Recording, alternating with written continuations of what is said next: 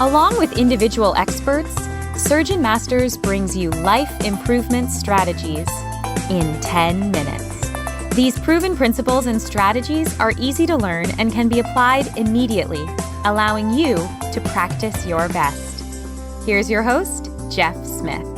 Welcome to the SurgeonMasters mini podcast. On this episode, I have with me an orthopedic surgeon who's also interested in coaching other surgeons, basically to improve life as a surgeon, kind of totally in the theme of our podcast. So this is Dr. Darin Davidson. Welcome, Darin. Hi, Jeff. Thanks very much for having me on the podcast. Thanks so much. And it's always fun working with fellow coaches and people in kind of the space of trying to help others. Tell me a little bit about what you're so excited about in the coaching space these days. Well, Jeff, I think the thing that I'm most excited about right now is bringing not a new concept, because this theory called Polyvagal Theory was first described in the 1990s by Stephen Porges, but a new application of it that is much more recent, and bringing the concepts and practices of this theory into the coaching space so that we can help surgeons not just with their professional roles and performance as a surgeon, but help them throughout their lives by applying the knowledge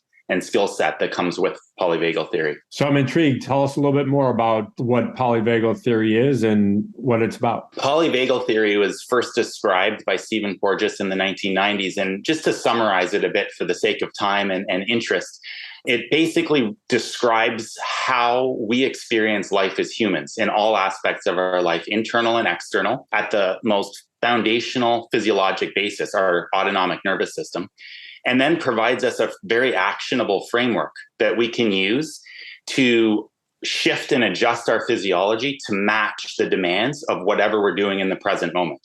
So not only does it provide a great understanding, it also very actionable and helps us to improve our lives in the present moment. Tell me a little bit about one of your earliest exposures to this theory. One of my earliest exposures was before I ever knew anything about this theory. And it's such a great example that as I talk with various orthopedic surgeons, so many people can relate to. And that is during training. And say, for example, one of the most common surgeries we would have been doing, for example, treating a hip fracture with a DHS, something that we might have done with the attending numerous times and felt very, very comfortable and confident doing. But if we all think back to that first time the attending leaves the room for us to do it on our own, all of a sudden, this skill set that we were so confident with, this procedure we've done so many times, becomes a monumental task. And all of a sudden, is the guide wire in the right spot? We've done it many times before, but now we question ourselves. We doubt ourselves. And why is that?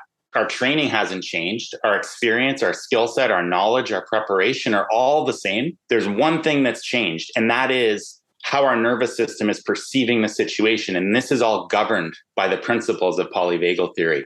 And I think that's an example that so many of us can relate to within orthopedic surgery and other physicians as well within their own specific practice domains.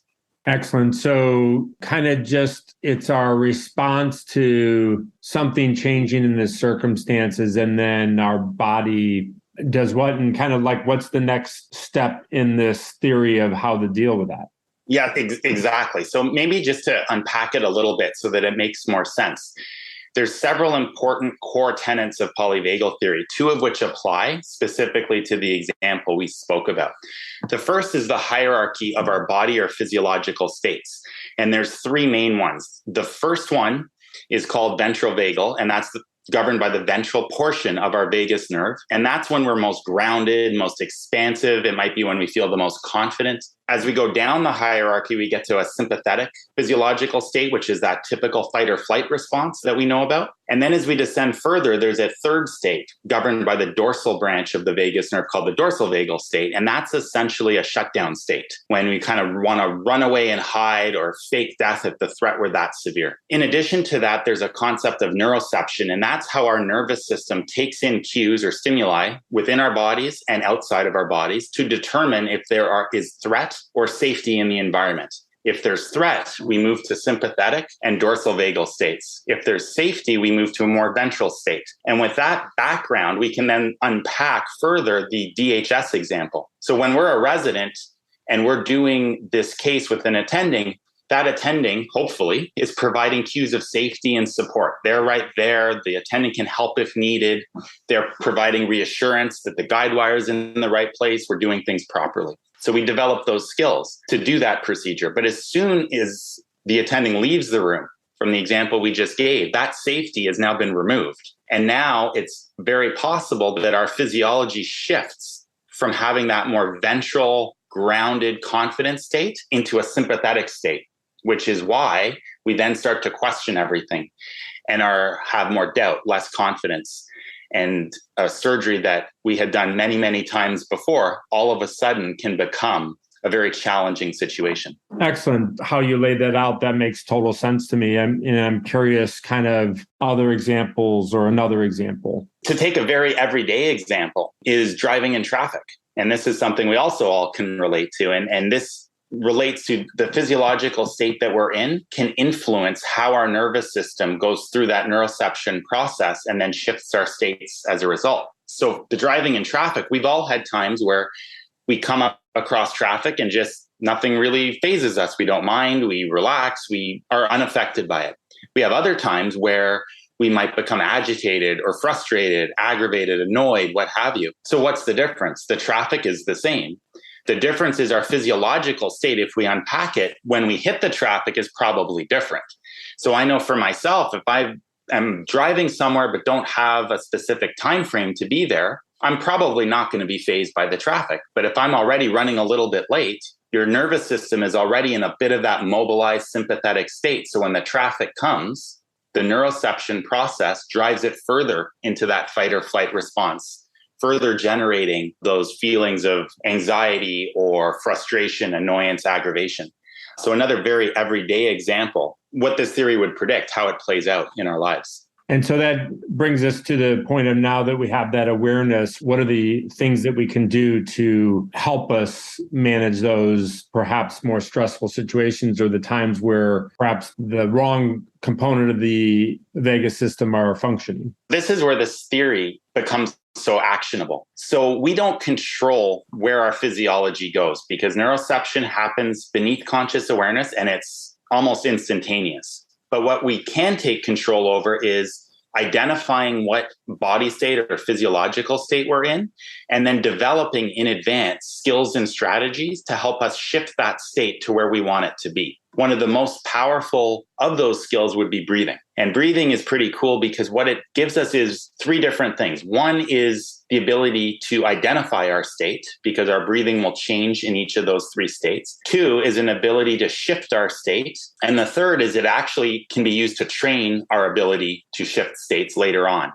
And so, as an example, if we're in a mobilized sympathetic state, we're feeling a bit too ramped up for where we want to be, for example, the traffic example, and we want to settle back down. We want to take breaths in and through our nose, out through our mouth using our diaphragm, and do so with an exhalation that is longer than the inhalation. That breath pattern will settle the nervous system and provide ventral vagal stabilization to help us move from a sympathetic, mobilized state into a more grounded ventral vagal state. Darin, that's fantastic. And it obviously seems like it's one of the quickest ways of demonstrating action, but I heard lots of other actions. And so I think that's maybe a little bit of our tease for people to learn more, because they can learn a lot of other techniques to kind of manage this, it sounds like.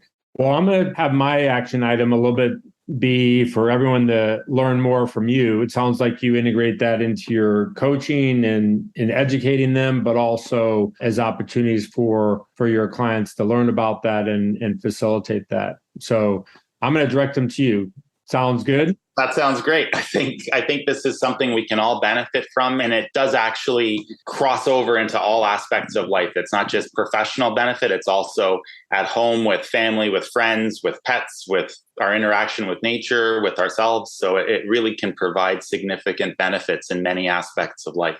Excellent. Well, shifting our physiology using the concepts of polyvagal theory with Dr. Darin Davidson. There you have it. In less than 10 minutes, this is Jeff Smith, along with Dr. Darin Davidson, until the next episode of Life Improvement Strategies for the Surgeon Who Wants More. Ciao. Now, take 10 minutes and put your plan into action to practice your best.